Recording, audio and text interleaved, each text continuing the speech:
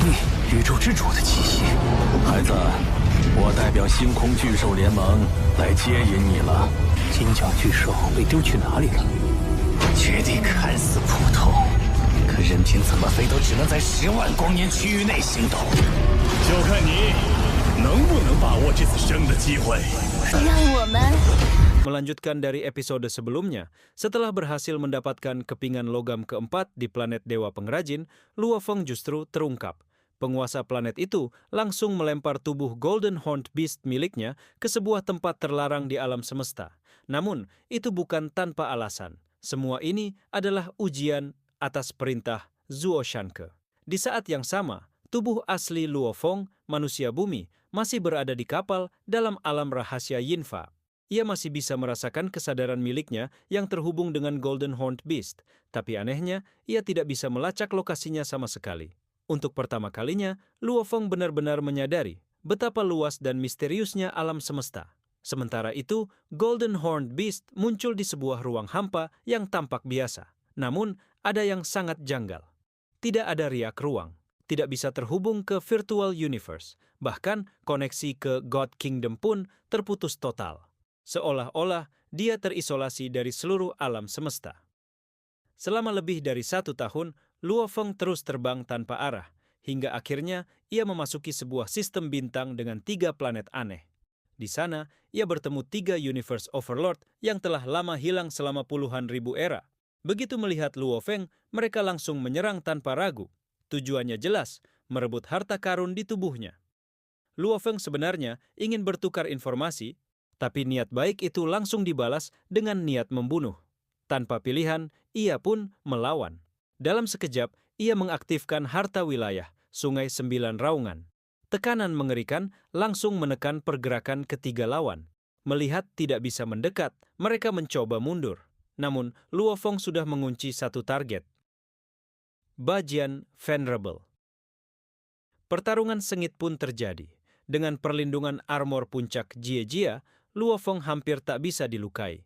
Meski kekuatan lawannya jauh lebih tinggi, setiap serangan tetap gagal menembus pertahanan. Sebaliknya, tubuh ilahi Bajian terus terkuras. Tak bisa kabur, tak bisa menembus, hanya tinggal menunggu mati. Akhirnya, dalam keputusasaan, Bajian Venerable memilih meledakkan dirinya. Ledakan dahsyat mengguncang angkasa, dan Luo Feng hanya diam menyaksikan, lalu mengambil 2 harta karun yang tertinggal. Ia lalu menatap 2 Overlord lain dari kejauhan. Masih ingin bertarung? Tanyanya dingin. Keduanya saling berpandangan. Tian Venerable akhirnya bicara, menjelaskan bahwa serangan tadi hanya terbawa niat membunuh Bajian, bukan karena permusuhan pribadi. Luo Feng tidak memperpanjang konflik, ia langsung menanyakan hal terpenting tentang tempat ini. Dari penjelasan mereka, banyak ahli kuat yang terjebak di sini secara acak. Ada yang tersedot saat menjelajah, ada juga yang tiba-tiba hilang saat sedang terbang biasa. Tidak ada pola, tidak ada aturan. Tempat ini seperti jebakan semesta. Luo Feng kemudian menanyakan satu hal penting. Apakah ada yang pernah keluar dari sini? Jawaban itu memberi secercah harapan. Memang ada. Seorang ahli bernama Chang Hua Venerable pernah berhasil keluar. Tapi caranya ekstrim, ia menghancurkan diri sendiri, meninggalkan harta karun dan klonnya di dalam tempat ini. Satu-satunya cara kabur adalah pengorbanan. Luo Feng terdiam. Namun saat ditawari melakukan hal yang sama, ia hanya mengaum keras. Ia menolak, ia tidak akan memilih jalan itu. Tanpa ragu, ia menarik kembali Sungai 9 Raungan, lalu beralih ke klon Mosha Race. Tubuhnya berubah menjadi cahaya dan melesat ke kedalaman angkasa. Di belakangnya, 2 Overlord hanya bisa menyaksikan. Salah satu dari mereka menghela napas, menyesali kematian Bajian. Namun, yang lain hanya mencibir. Dia memang pantas mendapatkannya.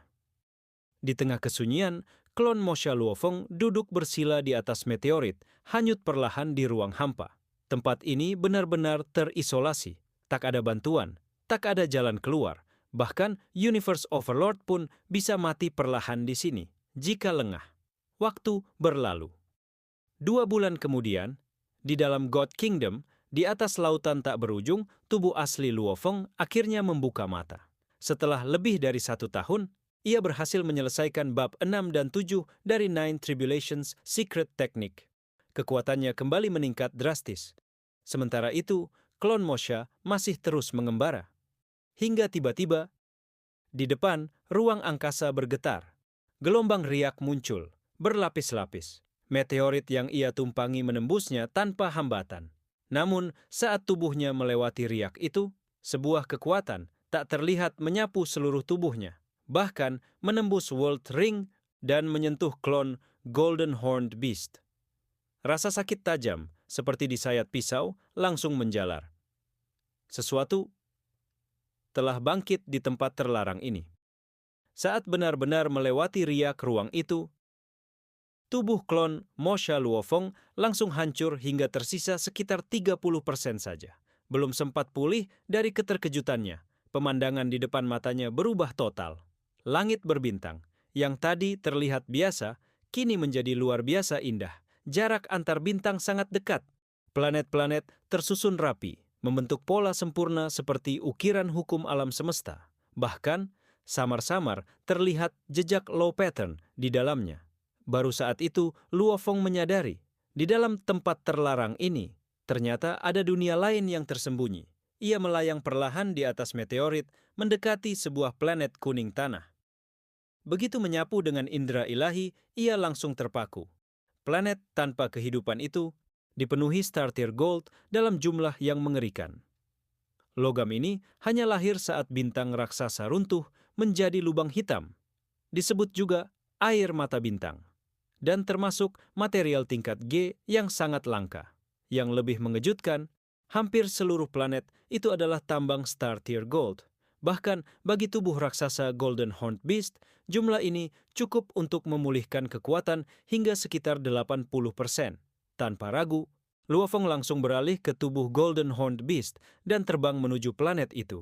Di tengah perjalanan, ia sekilas menyapu planet emas di sampingnya dan kembali terdiam. Planet itu ternyata dipenuhi Void Stone dalam jumlah yang sama gilanya. Setelah mendarat, Golden Horned Beast menatap langit penuh bintang. Hatinya bergetar, baru 2 planet saja sudah menemukan harta tingkat tertinggi. Lalu, berapa banyak harta yang tersembunyi di seluruh langit ini? Namun ia tidak larut dalam kekaguman. Prioritasnya hanya satu, memulihkan tubuh ilahinya. Ia langsung mengaktifkan teknik bawaan. Tubuhnya membesar hingga sepanjang 100.000 kilometer, namun ia tidak menelan planet itu secara langsung. Dengan kontrol presisi tinggi, ia hanya menyerap star tier gold, mengubahnya menjadi energi hukum elemen emas untuk memperbaiki tubuhnya. Setelah menghabiskan hampir setengah tambang, kekuatannya pulih lebih dari 60%. Ia kemudian berpindah ke planet kedua, menyerap Void Stone. Tak berhenti di situ, ia lanjut ke planet ketiga. Planet ini hampir seluruhnya tertutup 3 danau raksasa yang mengisi 90% permukaannya. Isi danau itu adalah kristal langka bernama Ba Yao Kristal. Hanya dengan menghabiskan 1 danau saja, tubuh ilahi Luo Feng langsung pulih sepenuhnya ke kondisi puncak. Melayang di luar angkasa, ia kembali menyapu seluruh sistem bintang dan hasilnya membuatnya makin terdiam. Setiap planet menyimpan harta luar biasa. Seluruh langit ini tersusun seperti diagram rahasia raksasa, indah, misterius, namun sunyi tanpa kehidupan. Saat ia masih meneliti rahasia tempat ini, tiba-tiba sebuah aura kuat meledak dari kejauhan. Luo Feng langsung menangkapnya. Tanpa ragu, ia mengepakkan sayap dan melesat ke arah sumber energi itu. Tak lama kemudian, ia melihat sosok raksasa mendekat. Itu adalah Starry Sky Beast tipe kedua. Gen, dengan garis keturunan tepat di bawah 12 garis puncak. Keduanya berhenti di tengah angkasa. Gen membuka suara lebih dulu. Ia mengaku datang atas perintah aliansi binatang bintang untuk menjemput Luo Feng. Luo Feng langsung tertegun. Ia sempat mengira makhluk ini juga terjebak di sini. Ternyata, ia adalah penjemput.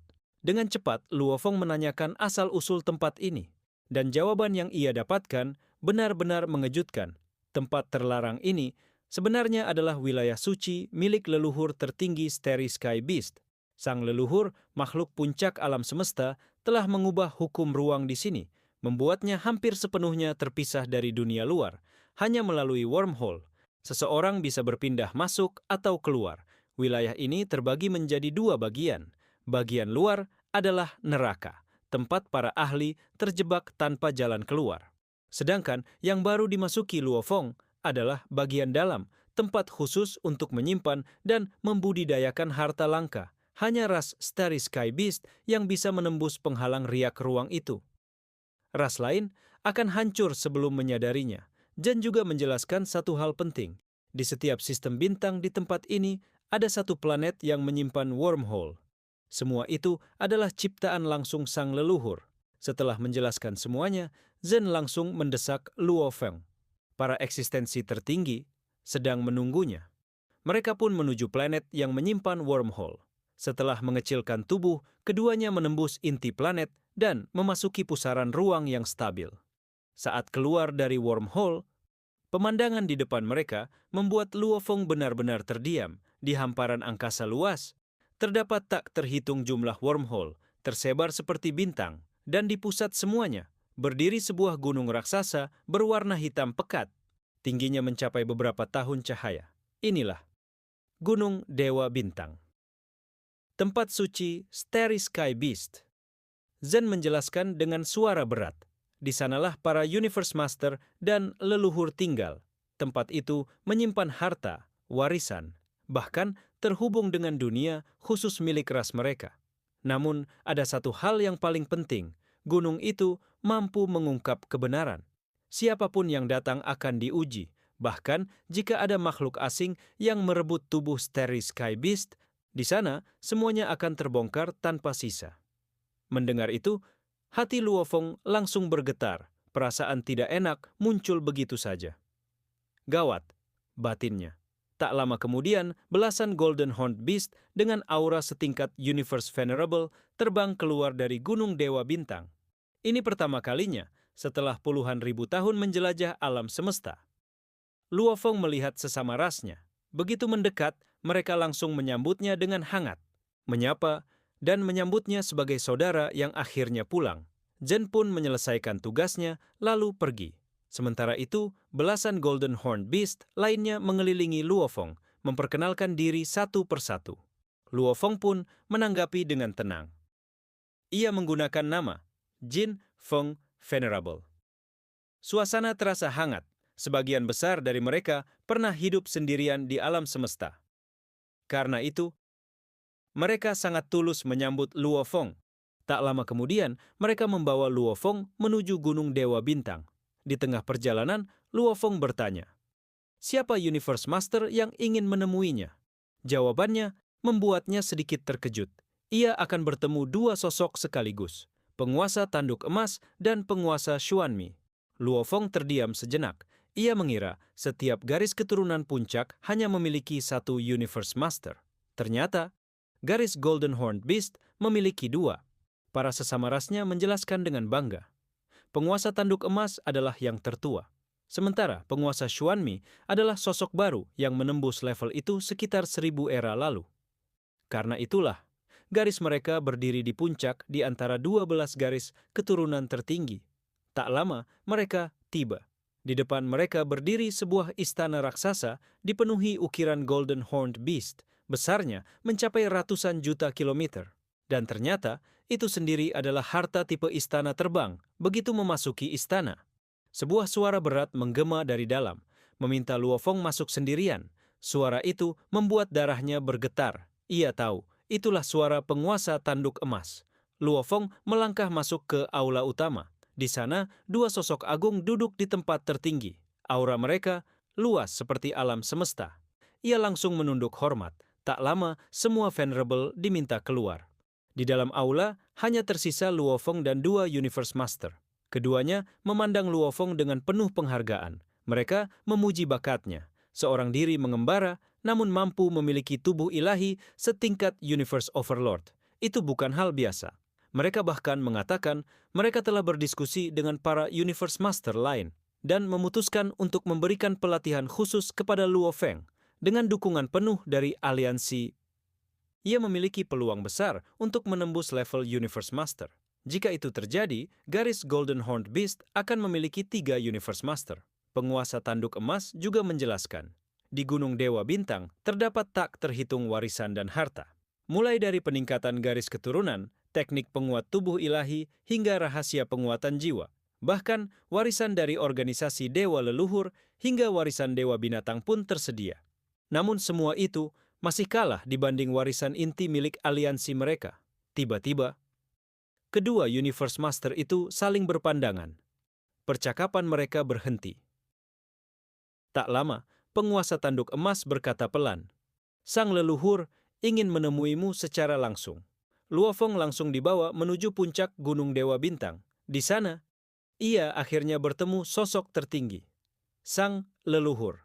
Perlahan, sang leluhur membuka matanya, tatapannya menembus segalanya, dan langsung mengunci Luo Feng. Ia berbicara lebih dulu, memuji Luo Feng karena berhasil membunuh Bajian Venerable. Luo Feng segera menunduk hormat, ia menjawab dengan rendah hati. Namun, kalimat berikutnya langsung membuat jantungnya tenggelam. Sang leluhur berkata dengan tenang, "Kau adalah manusia. Tidak ada amarah, namun kebenaran itu tak bisa disangkal." Luo Feng tidak lagi bersembunyi. Ia langsung berubah ke wujud manusia, lalu memberi hormat. Ia menjelaskan semuanya, tentang bagaimana ia terjebak di tempat terlarang, tentang bagaimana ia mengembara hingga sampai ke sini. Termasuk kejadian saat ia merebut tubuh Golden Horned Beast. Sang leluhur hanya mendengarkan, lalu berkata dengan tenang, "Semua itu bukan masalah, itu hanya hasil dari takdir." Namun di dalam hati, Luo Feng justru semakin terkejut. Kejadian di bumi saat itu. Bahkan di antara manusia sendiri, hanya sedikit yang tahu. Lalu, bagaimana sosok ini bisa mengetahuinya dengan begitu jelas? Tak lama, sang leluhur kembali berbicara. Dan kali ini, ia mengungkap seluruh kebenaran. Kedatangan Luo Feng ke tempat ini bukanlah kebetulan. Bukan pula karena keberuntungan. Semua ini adalah pengaturan dari gurunya, Zuo Shanke. Bahkan, perhatian Zuo Shanke terhadap Luo Feng disebut lebih besar dibanding murid keduanya, Yan Di. Ia bahkan secara pribadi datang dan membayar harga besar agar sang leluhur membuka wilayah suci ini untuk Luo Feng. Di titik ini, Luo Feng akhirnya menyadari, semua yang ia alami bukan sekadar ujian biasa.